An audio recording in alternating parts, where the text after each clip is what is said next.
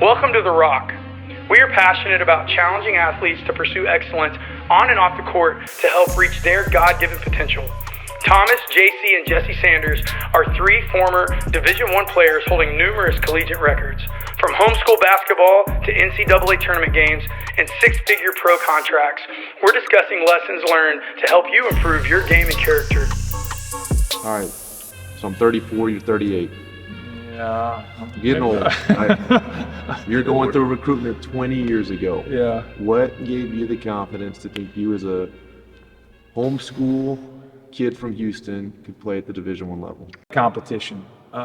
Early on, I started, and this was my dad, Pops, our dad, taking us to small college games. Houston Baptist was playing. Then we started watching Rice, 14, 15, 16 years old. Then I started going out with teams who were playing on tours in Europe when I was 17, 18 years old, getting in the gym with guys who were smoking me. Like, I would go in and get dunked on. I remember the guy broke a rim underneath. I was like, what's happening right now? But I started seeing what that next level looked like. And so I was kind of the first one of that Houston era to come out and play Division I from homeschool, because it was kind of unheard of at that time. And so then soon Dad started scheduling teams for the first time. I was a sophomore in high school, 5A public schools, and we were getting trashed. Junior year, we start beating them. Senior year, we're one of the better teams in the city, and so we're knocking off. And so by that point, I'm just used to playing Division I players night in, night out. And then at that point, I was playing AAU. And so, the exposure to the competition, I think, was huge because the speed of it. There was a guy that we played with, former Division I basketball player. We're a bunch of 14, 15-year-old kids. And he just when you see us. It, right? You see it, it's kind of like... And it was eye-opening. And then he brought a friend out. I always, because I kind of dismiss some guys. When I see someone above like 6'4", I'm like, oh, he's just good because he's tall. Whatever. But then he brought... Slow down. Oh, okay, I'm just, for real. Like, if they're big, I'm like, dude, you're not that good. You're just taller than me, so you happen to hit that shot, whatever. He brought in another guy who was like, it's Steve Woods. Yeah, Steve Woods, man. He was like 5'10". Old Houston ball player. Oh, gosh, he was jacked and he was shifty.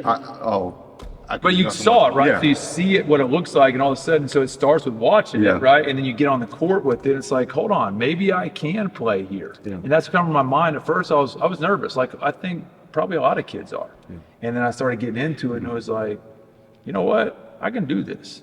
I could work on some things, but it can happen. So I think that was my first, like, boom, like mind was like, hey, this is cool. I can play here, and start dreaming, start thinking, and then the work comes in.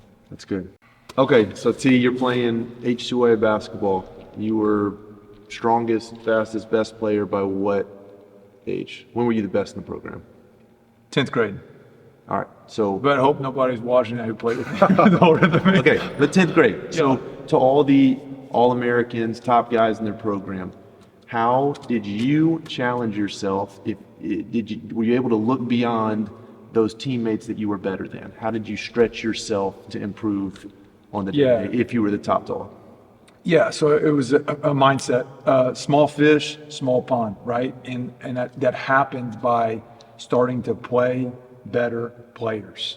And so I didn't ever settle for being the best here. The season was the product, the process was the work. And so even in season, it was one of those regiments where, you remember, we would get up, we didn't have that gym access. We were renting a gym. We could only practice twice a week. Mm-hmm. And so we would go to the YMCA at baby. We'd wake up 4:30. We'd be at the Y at 5.